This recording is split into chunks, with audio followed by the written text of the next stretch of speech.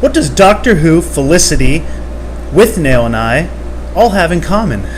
They're all cast in episode 9. This is a new casting.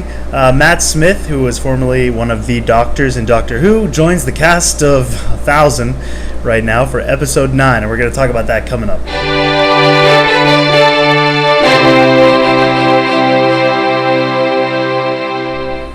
So Matt Smith, the latest casting for episode 9. This is really getting out of hand, to quote the Viceroy. I don't know how JJ is going to do this. It seems like there's so many characters now, new characters, in the third installment of a trilogy. And I just don't know what JJ is going to do. It just doesn't seem to make sense. We already know this movie is going to be the longest, probably. I mean, it has to be the longest out of all the movies. It has the most planets that we're going to visit in episode 9, and apparently it's got like the most actors as well, because we've got Daisy Ridley, John Boyega, Oscar Isaacs, Adam Driver, and then the new cast members: Kerry Russell, Richard E. Grant, Dominic Monaghan, Naomi Ackie, Billy D. Williams, and let's not forget Carrie Fisher, Mark Hamill, and now Matt Smith. And more than half of these characters are new, so how are you going to properly introduce new characters into a 3-hour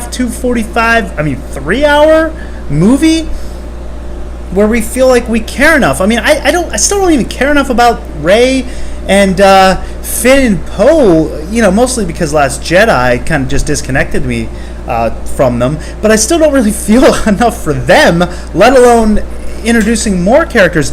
I think Richard E. Grant, when he was first cast, I thought, okay, Admiral Thrawn, he'd be perfect for Grand Admiral Thrawn. I mean, the age would be right. I think he would be a great pick.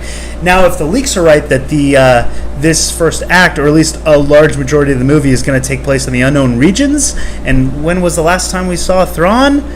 End of Rebels, getting sent to the unknown regions with Ezra. I don't know. I don't know if Ezra's gonna be attached to this or not. But it would make sense that Thrawn would come. If the movie does take place, or a certain amount of it takes place in the unknown regions, it would make sense to have Thrawn there. But it's just so many characters. Unless it's gonna be like a Thrawn, which audiences are already familiar with, so you don't really need to introduce him as much. Now it's the first time we'd see him in live action, so I would still expect. You still need to spend a fair amount of time introducing him to audiences who might not have seen Rebels, who might not have read the Timothy Zahn trilogy from the 90s. So, there's a lot of complications here with introducing this many characters, and it's just too many, I think. In my opinion, it's too many for one movie. This kind of lends credence to the rumor of splitting the movie into 2. I don't know if that's true or not, but, when you have stories like this coming out, and it's like every week there's a new actor that joins the cast, it starts to make you think the only way they could possibly do this is to split it into 2 movies, unless they're going to really just try to cram everything in a really unsatisfactory and terrible way into one movie. I just don't know what to think. And then who's he going to play? He's got a British accent, so you think, well, that kind of leads one to believe that he will be part of the First Order. However, Daisy Ridley, she's got a British accent, and she's part of the Resistance, so it's not a guarantee, of course, but one would assume that possibly, he might end up being one of the evil villains. I don't know. It just seems like there's so much going on in this movie, and it seems too much for one film. I just don't know how they're going to do it. Unless they're going to cross over Doctor Who with Star Wars, maybe the unknown regions is where the Doctor lives. Of course, I'm just joking. That's ridiculous. But, this seems ridiculous as it is. So, I don't know. I want to cover this because it just seems like it's getting out of hand. What do you guys think? Do you think... Are you excited about these? I love Richard E. Grant. I mean, don't get me wrong. He is a fantastic... The movie, if you don't know Withnail and I... It's a Criterion Collection movie. It's fantastic. It's a great movie. He plays an alcoholic, and Richard E. Grant, the actor himself, is allergic to alcohol, so he's never had alcohol. And he plays the most believable drunk I think I've ever seen on film. It's so good, and it's a comedy. It's a dark comedy.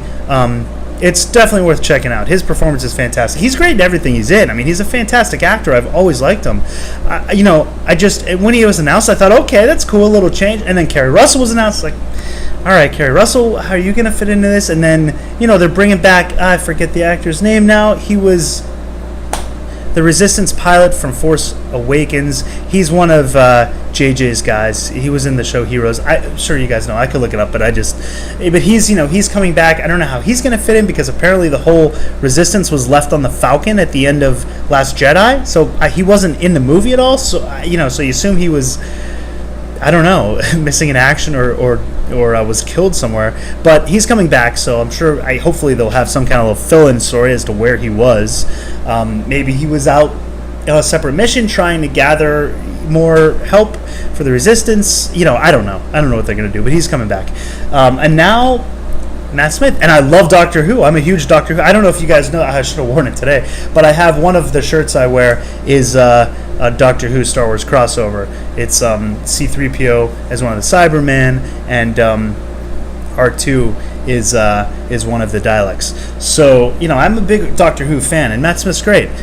And it's like, okay, him in Star Wars, fine, that seems perfect. What a great fit. But on top of everything else, it's like, now who's he going to play? How are they going to fit him, and how are they going to give him the time necessary in the movie for us to feel for him and accept him and feel like he's not just shoved in there and shoehorned in there? I don't know. It's going to be a huge task for JJ. They're filming for the next, there's rumors that they could be filming till February, and if that's the case, we could be looking at a part 2 or like a 3.5-hour movie. I don't know. It just seems ridiculous to add this many things in. Hopefully I'm wrong. I mean, I'd love to look back, another year a year plus from now and watch this video and say, boy, was I wrong. JJ made it all work. Incredible. I hope, I'd love that, but I have got a bad feeling about this. To coin a term that was in that was a line in some popular movies somewhere, long time ago. Alright guys, let me know what you think in the comments down below. If you liked the video, give it a thumbs up and subscribe to see more content. And until next time, lock the door and hope they don't have blasters.